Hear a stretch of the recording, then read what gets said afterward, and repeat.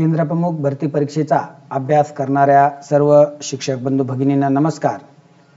आपल्या केंद्र प्रमुख भरती परीक्षेच्या अनुषंगाने जो काही आपला पेपर 2 आहे, शालेय शिक्षणातील नियम, अधिनियम आणि शैक्षणिक नवविचार प्रवाह, या पेपर 2 मधील उपघटक क्रमांक 3 माहिती तंत्रज्ञानाचा वापर या संदर्भातील व्हिडिओ आपण पाहत आहोत।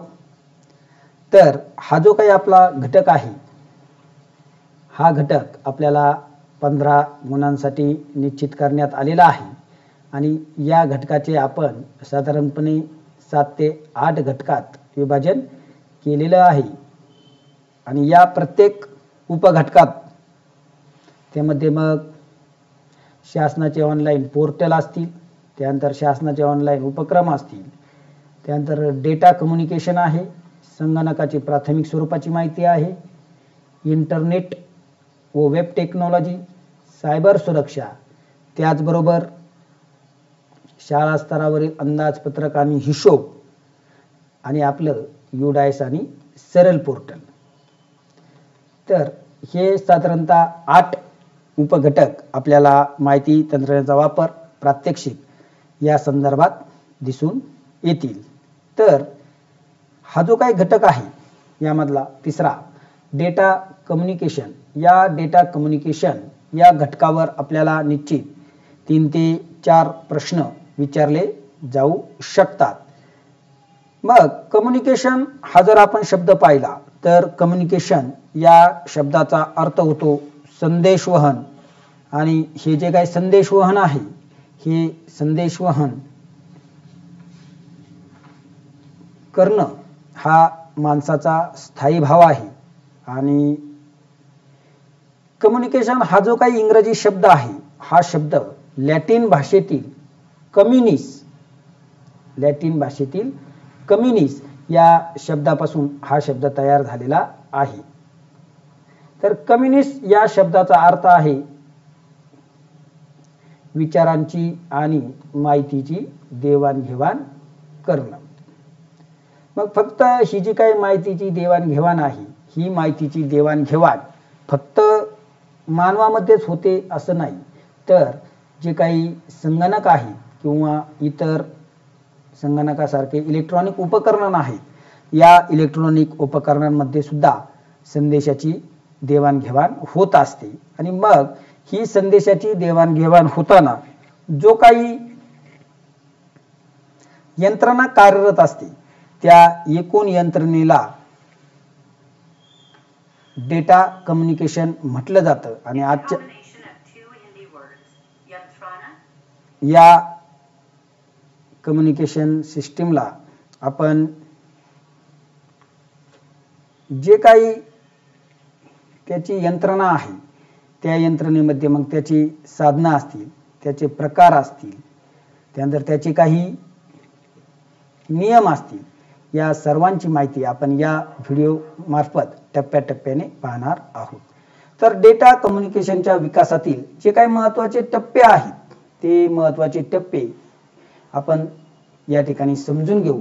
तर जो काही पहिला टप्पा आहे 1838 साली सॅम्युएल मोर्स आणि अल्फ्रेड वेन्स या 2 संशोधकांनी मोर्स कोड टेलिग्राफ सिस्टीम याचं संशोधन केलं आणि याद्वारे त्यांनी कम्युनिकेशन सिस्टीमचा पाया या ठिकाणी घातलेला आहे। आपण जर पाहिलं तर आता टेलिग्राफ ही जी काही सेवा आहे, ही सेवा बंद करण्यात आलेली आहे। मग हा जो काही मोर्स कोड होता, त्याचा उपयोग करून याचा शोध 1838 ला लागला, परंतु 1844 मध्ये पहिला संदेश प्रसारित करण्यात आला। तो वायर युक्त संदेश होता, मोर्स कोड। त्यानंतर दुसऱ्या टप्प्यामध्ये 1876 साली अलेक्झांडर ग्राहम बेल यांनी टेलिफोनचा शोध लावला। त्याची तारीख आहे 10 मार्च 1876। या दिवशी त्यांनी टेलिफोनचा शोध लावला आणि टेलिफोनचा शोध लागल्यानंतर वायरद्वारेच माणसाच्या आवाजाचं जे काही संदेश वहन होतं ते या ठिकाणी सुरू झालं आणि 1878 साली पहिलं टेलिफोन एक्सचेंज या ठिकाणी सुरू करण्यात आलं. त्यानंतर 1895 साली मार्कोनी यांनी रेडिओचा शोध लावला आणि रेडिओद्वारे जे काही डेटा कम्युनिकेशन असेल किंवा संप्रेषण असेल हे संप्रेषण सुरुवात झालेले आपल्याला दिसून येतं. त्यानंतर 1910 मध्ये हॉवर्ड क्रूम यांनी स्टार्ट सिंक्रोनायझेशन स्टॉप बनवलं आणि ज्यातून पहिला जो काही ट्रान्समिशनचा कोड होता तो ASCII हा ट्रान्समिशन कोड अस्तित्वात आला आणि खऱ्या अर्थानं त्या ठिकाणा वेळेसपासून हे डेटा कम्युनिकेशनला अत्यंत वेगात अशी चालना मिळालेली आहे. त्यानंतर पुढे मग 1958 साली कम्युनिकेशन उपग्रह सोडला अमेरिकेने पहिला. 1962 साली फॅक्स मशीनचा शोध लागला आणि 1969च्या आसपास इंटरनेटचा शोध लागला. हे पुढे आपल्याला नंतर येणार आहे. इंटरनेट ज्यावेळेस आपण इंटरनेटचं पाहणार आहोत त्यामध्ये आपल्याला इंटरनेटची पूर्ण माहिती दिलेली आहे. मग हे जे काही डेटा कम्युनिकेशन आहे, हे डेटा कम्युनिकेशन म्हणजे काय तर वेगवेगळ्या यांत्रिक उपकरणाचा उपयोग करून डेटा किंवा माहिती एका उपकरणाकडून दुसऱ्या उपकरणाकडे पाठवणं याला म्हटलं जातं डेटा कम्युनिकेशन सिस्टीम. मग ही जी काही डेटा कम्युनिकेशन सिस्टीम आहे या यंत्रणेचे मुख्यतः 4 घटक आहेत. त्यामध्ये आहे पहिला घटक डेटा.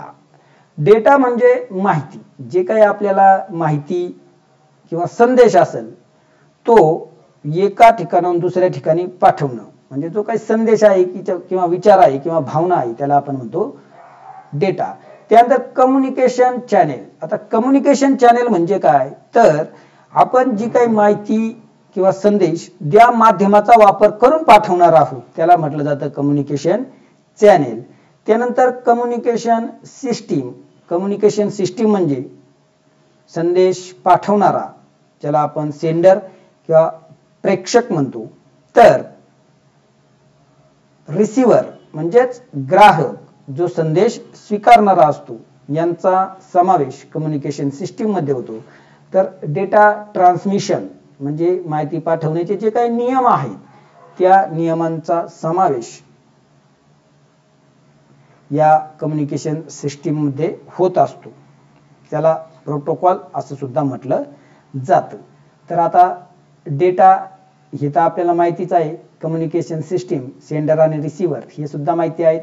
तर कम्युनिकेशन चॅनेल आणि प्रोटोकॉल या 2 गोष्टींची आपण अत्यंत सूक्ष्म पद्धतीने माहिती पाहणार आहोत. तर कम्युनिकेशन चॅनेल म्हणजे डेटा एका इलेक्ट्रॉनिक उपकरणातून दुसऱ्या इलेक्ट्रॉनिक उपकरणाकडे पाठवण्यासाठी वापरले जाणारे माध्यम. आणि हे जे काय माध्यम असतं हे 2 प्रकारचं असतं. पहिलं असतं बाउंडेड म्हणजे ज्याला आपण वायर आणि अनबाउंडेड वायरलेस अशा 2 माध्यमांचा उपयोग या ठिकाणी आपला जो काही संदेश आहे किंवा आपला जो काही डेटा आहे हा डेटा एका ठिकाणाहून दुसऱ्या ठिकाणी पाठवण्यासाठी उपयोग केला जातो. त्यामध्ये जे काही बाउंडेड म्हणजे वायर आहे त्या वायरचे आपण आता प्रकार पाहणार आहोत. त्यामध्ये जी काही आपली पहिली वायर किंवा केबल आहे तिचा नाव आहे ट्विस्टेड पेयर केबल. ही twisted pair cable electric signal वहन करण्याचं काम करत असते आणि या केबलचा शोध अलेक्झांडर ग्राहम बेल यांनी लावलेला आहे. ही केबल आपल्याला जे काही आपले टेलिफोन आहेत त्या टेलिफोन मध्ये आपल्याला प्रामुख्याने या अशा स्वरूपाच्या केबल दिसून येतील. यामध्ये प्रामुख्याने तांब्यांच्या ताराचा उपयोग केलेला असतो आणि त्याच्या बाहेरून रबराचे किंवा प्लास्टिकचे काय असतं रोधक आवरण किंवा वरून कोटेशन केलेलं असतं, कोटिंग केलेलं असतं. या 2 तारांचा जो काही रंग असतो या ठिकाणी आपल्याला चित्रात सुद्धा दिसून येईल. त्या प्रत्येक जोडी जोडीने दिसतात आणि त्यांचे जे काही रंग आहेत ते सुद्धा कसे आहेत, वेगवेगळे आहेत. या ज्या काही तारा आहेत या तारांमधून 1 GB पर सेकंद या स्पीडपेक्षा जास्त गतीने डाटा ट्रान्सफर केला जातो. या तारांचे पुन्हा 2 ते रोधक आवरणावरून त्यांचे 2 उपप्रकार पडतात. अनशील्ड ट्विस्टेड पेअर केबल्स आणि शील्ड ट्विस्टेड पेअर केबल्स असे त्याचे 2 प्रकार आहेत. ते काय आपल्याला एवढं खोल्यात पाहण्याची गरज नाही. त्यानंतर दुसरा जो प्रकार आहे कोऑक्सियल केबल. कोऑक्सियल केबल या स्वरूपाची जी काही केबल आहे ही आपल्याला आपल्या जी काही घरी डिश टीव्ही असेल त्या टीव्हीची जोडणी करताना आपल्याला अशी केबल या ठिकाणी दिसून येईल. या केबलमध्ये सुद्धा 2 तांब्याच्या तारांचा वापर केलेला असतो. या केबलचा स्पीड ट्विस्टेड पेअर केबल पेक्षा जास्त असतो आणि ती ट्विस्टेड केबल पेक्षा महाग सुद्धा असते. त्याचबरोबर याचा प्रामुख्याने वापर जी काही केबल टीव्ही आहेत त्या केबल टीव्ही मध्ये केलेला आपल्याला दिसून येईल. त्याचबरोबर लांब अंतरासाठी जी काही संगणकाचं नेटवर्क जोडायचं असेल तर आपल्याला या केबलचा उपयोग केलेला दिसून येतो. त्यानंतर जी काही तिसरी केबल आहे ती सध्या मोठ्या प्रमाणावर आता सध्या आपल्याला वापरलेलं दिसून येते. तर ही कॉपर ऐवजी काच तंतू किंवा प्लास्टिकचा उपयोग करून प्रकाशाचे जे काही गुणधर्म आहे पहा, संपूर्ण अंतर्गत परावर्तन या गुणधर्मावर आधारित या फायर ऑप्टिक केबल हिचं कार्य चालत असतं. आणि एखादा हा प्रश्न या ठिकाणी येऊ शकतो पहा की फायर ऑप्टिक केबलचं कार्य हे प्रकाशाच्या कोणत्या गुणधर्मावर आधारित आहे. तर फायर ऑप्टिक केबलचं जे काही कार्य आहे हे कार्य प्रकाशाच्या संपूर्ण अंतर्गत परावर्तनावर अवलंबून आहे. प्रकाशाच्या वेगानं या केबलमधून अत्यंत जलद गतीनं डेटा किंवा माहितीचं ट्रान्सफर केलं जातं आणि या केबलमधून जे काही माहिती आपण पाठवतो ती पूर्णपणे कशी असते, सुरक्षित असते. कारण की यात इलेक्ट्रिक सिग्नलचं रूपांतर लाईट सिग्नल मध्ये केलेलं असतं आणि पुन्हा जो काही पुढचा जो रिसिव्हर असतो त्यामध्ये पुन्हा त्याचं डिजिटल सिग्नल मध्ये रूपांतर केलं जातं. त्यामुळं या केबल मधून जी काही आपण डाटा किंवा माहिती पाठवतो ती अत्यंत सुरक्षित असते. त्यानंतर कम्युनिकेशन चॅनेलचा जो काही दुसरा प्रकार आहे तो आहे अनबाउंडेड किंवा आपण त्याला म्हणतो वायरलेस. या वायरलेस मध्ये प्रत्यक्ष जी काही उपकरणं असतात ती वायरनं किंवा केबलनं एकमेकांशी जोडलेले नसतात. तर या ठिकाणी वेगवेगळे जे काही कम्युनिकेशन वेव्ह आहेत किंवा साधनं आहेत त्याचा उपयोग करून या ठिकाणी संप्रेषण केलं जातं. त्यामध्ये आपण आपल्या घरात टीव्हीचा रिमोट पाहतो पहा, तो सुद्धा एक वायरलेस कम्युनिकेशनचाच प्रकार आहे. मग त्यामध्ये सर्वात महत्त्वाचं जर आपण पाहिलं इन्फ्रारेड, तर इन्फ्रारेड मध्ये प्रकाश लहरींचा वापर केला जातो. ते लाईन ऑफ साईट कम्युनिकेशन म्हणजेच काय, प्रकाश लहरी या केवळ सरळ रेषेत प्रवास करतात आणि म्हणून इन्फ्रारेड याला लाईन ऑफ साईट कम्युनिकेशन असं म्हटलं जातं. त्यानंतर मायक्रोवेव्ह यामध्ये सुद्धा हाय फ्रिक्वेन्सी वारंवारता असलेल्या रेडिओ लहरींचा वापर केला जातो आणि रेडिओ लहरी या सुद्धा लाईन ऑफ साईट कम्युनिकेशनच्याच प्रकारात मोडतात. त्यानंतर पुढचा प्रकार आहे पहा वायरलेस रेडिओ.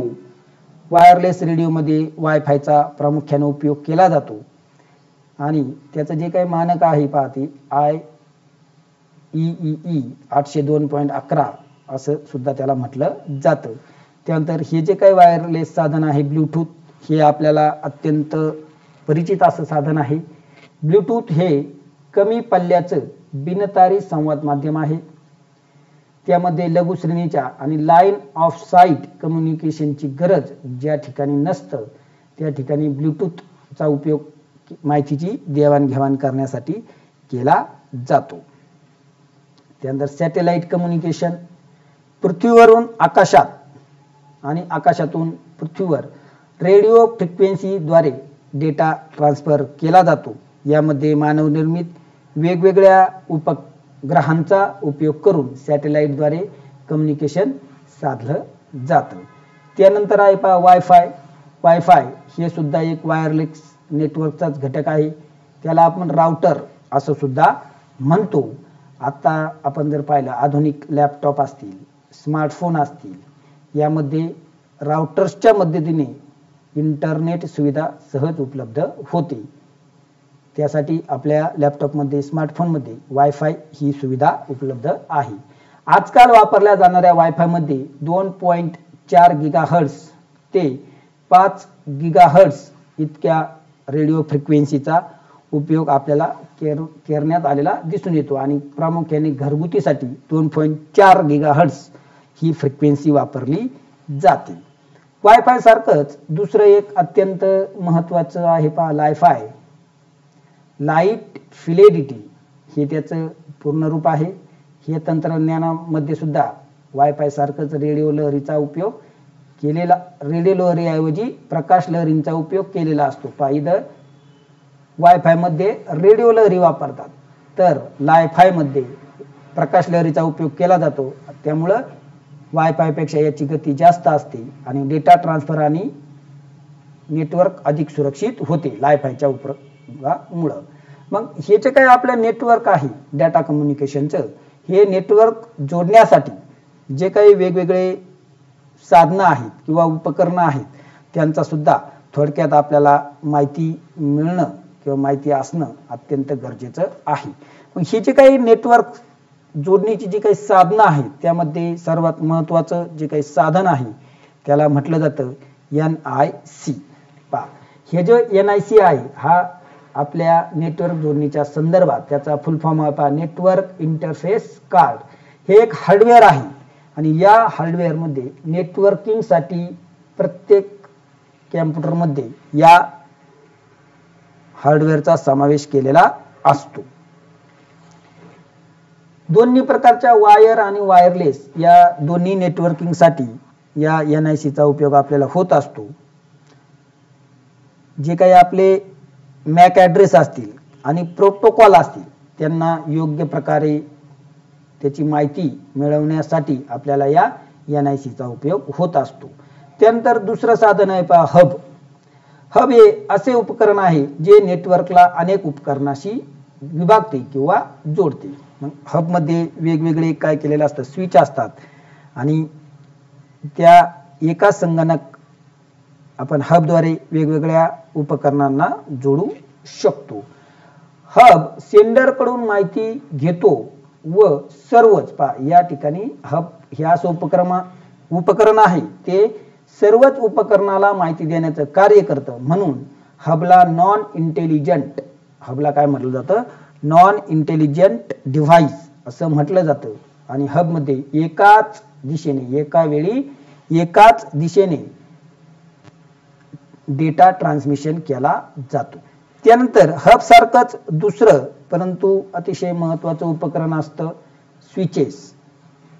हे सुद्धा हब सारखंच उपकरण आहे परंतु माहितीचं वहन ज्या ठिकाणी करायचं आहे त्याच ठिकाणी हबद्वारे माहिती पाठवली जाते. जसं हब सर्वच उपकरणाला माहिती पुरवण्याचं काम करतं तसं स्विच फक्त ज्याला माहिती पाठवायची फक्त त्याच उपकरणाला माहिती पुरवण्याचं काम करतं. म्हणून स्विचला इंटेलिजंट डिव्हाइस असं म्हटलं जातं आणि एकाच वेळी दोन्ही दिशेने डेटा ट्रान्समिशन होऊ शकतो स्विचेसद्वारे. त्यानंतर पुढचा आहे पहा राउटर. कॉम्प्युटर नेटवर्कला इंटरनेट जोडण्यासाठी याचा उपयोग केलेला असतो. राउटर आपण सर्वांनी पाहिलेलं आहे. त्यानंतर आहे पहा मोडेम. मॉड्युलेटर आणि डिमॉड्युलेटर हे दोन शब्दांचं संक्षिप्त रूप वापरून मोडेम हा शब्द तयार झालेला आहे. मोडेम हे एक एन्कोडिंग आणि डिकोडिंग डिव्हाइस आहे. म्हणजे मोडेम हे दोन्ही प्रकारचं कार्य करतं पहा. डाटा ट्रान्समिटर करून रिसिव्हरकडे पाठवताना मोडेम हे एन्कोडिंगचं काम करतं आणि डिजिटल सिग्नलचं अॅनालॉग सिग्नलमध्ये रूपांतर करून ते डिकोडिंगचं काम करत असतं. कम्युनिकेशन चॅनलमध्ये नेट कॅम्प्युटरला इंटरनेट जोडण्यासाठी मोडेमचा वापर केला जातो. त्यानंतर सर्व्हर नेटवर्कमधील सर्वात प्रगत आणि वेगवान जे काही संगणक आहे त्या संगणकाला सर्व्हर असं म्हटलं जातं. क्लायंट नेटवर्कमध्ये सर्व्हर व्यतिरिक्त जे काही इतर संगणक असतील किंवा उपकरणं असतील त्या सर्वांना क्लायंट म्हटलं जातं. पुढचं साधन आहे पहा रिपीटर्स. नेटवर्कमधील क्षीण झालेल्या सिग्नलची पुनर्निर्मिती करण्याचं काम हे रिपीटर्स द्वारे केलं जातं. एकाच लॅन मधील दोन भागांना जोडण्यासाठी याचा प्रामुख्यानं उपयोग होतो. पिंग हे एक साधन जे काही नेटवर्क प्रोव्हायडर आहेत किंवा प्रशासक आहेत त्यांच्याकडून वापरलं जातं आणि नेटवर्कमध्ये जोडलेले सगळे जे काही उपकरणं आहेत ते योग्य प्रकारे काम करतात किंवा नाही हे पाहण्यासाठी या पिंग या साधनाचा उपयोग केला जातो. त्यानंतर आहे पहा डाटा ट्रान्समीटर. या उपकरणाकडून एका उपकरणाकडून दुसऱ्या उपकरणाकडे डाटा पाठवण्याचं काम हे डाटा ट्रान्समीटर हे साधन करत असतो. तर डेटा कम्युनिकेशन असताना आपल्याला त्यानंतर पुढं नेटवर्किंगचे जे काही प्रकार आहेत भौगोलिक स्थानानुसार आणि जोडणीनुसार म्हणजे local area, metropolitan, wide area, personal, CAN, LAN, MAN, PAN, POLAN, त्यानंतर टेपोलॉजी जे काही bus, ring, star, tree, mesh, hybrid, point to point. त्यानंतर महत्त्वाच्या ज्या काही संकल्पना आहेत पहा प्रोटोकॉल्स म्हणजे काय, नियम, मग ते वेगवेगळे प्रोटोकॉल्स आणि त्यांचे उपयोग अशी माहिती आपण आपल्या पुढच्या व्हिडिओमध्ये पाहणार आहोत. तरी सर्व शिक्षक बंधू भगिनींना विनंती आहे की आपलं हे जे काही MD टीचर या यूट्यूब चॅनलवर जे काही व्हिडिओ पोस्ट केलेले आहेत हे आपल्या जास्तीत जास्त शिक्षक बंधू भगिनींपर्यंत पोहोचवा. त्याला लाईक करा, सबस्क्राईब करा.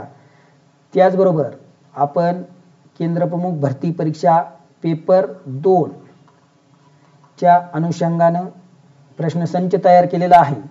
तो प्रश्नसंच सुद्धा जास्तीत जास्त शिक्षक बंधू भगिनींनी या ठिकाणी घेऊन आतापर्यंत आपण त्याच्या जवळजवळ 800 पेक्षा जास्त कॉपीज वितरित केलेल्या आहेत. या प्रश्नसंचामध्ये आपल्याला जे काही आपला पेपर 2 आहे त्या पेपर 2च्या अनुषंगानं जे काही नाविन्यपूर्ण घटक आहेत त्या सर्वच घटकाचं समावेश आपल्या या संचामध्ये आपण केलेला आहे. ऑनलाईन पोर्टल आहे, अंदाजपत्रक व हिशोब आहे, सारणी, आलेख, त्याचबरोबर आपल्या माहिती तंत्रज्ञानावर आधारित 100 पेक्षा जास्त प्रश्न, संप्रेषण कौशल्याचे सुद्धा 100 पेक्षा जास्त प्रश्न या पेपरमध्ये समाविष्ट केलेले आहेत. तरी सर्वांना विनंती आहे की आपला हा संच सुद्धा आपल्या जास्तीत जास्त शिक्षक मित्र मैत्रिणी असतील, बंधू भगिनी असतील यांच्यापर्यंत पोहोचवा. हा संच घेण्यासाठी आपण 73 87 80 44 82 या क्रमांकावर हाय मेसेज टाका. आपल्याला घरपोच तो संच फक्त 245 रुपयात या ठिकाणी उपलब्ध करून देण्यात येईल. जे काही नाविन्यपूर्ण घटक आहेत ते नाविन्यपूर्ण घटक सुद्धा या ठिकाणी आपण पाहू शकता. शासनाचे ऑनलाईन पोर्टल म्हणजे प्रत्येक घटकावर आधारित या ठिकाणी आपल्याला घटक दिसतील. त्याचबरोबर जे काही नेट सेट पेपर आहे त्या नेट सेट पेपरच्या साठी सुद्धा जवळजवळ 110 गुणाचे प्रश्न आपल्या या प्रश्नसंचामध्ये समाविष्ट आहेत. असा हा प्रश्नसंच अतिशय लिमिटेड स्वरूपात प्रति शिल्लक आहेत. त्यामुळे आपण त्या लवकरात लवकर घेऊ शकता आणि घेण्यासाठी आपल्या 73 87 80 44 82 या क्रमांकावर संपर्क करा. धन्यवाद.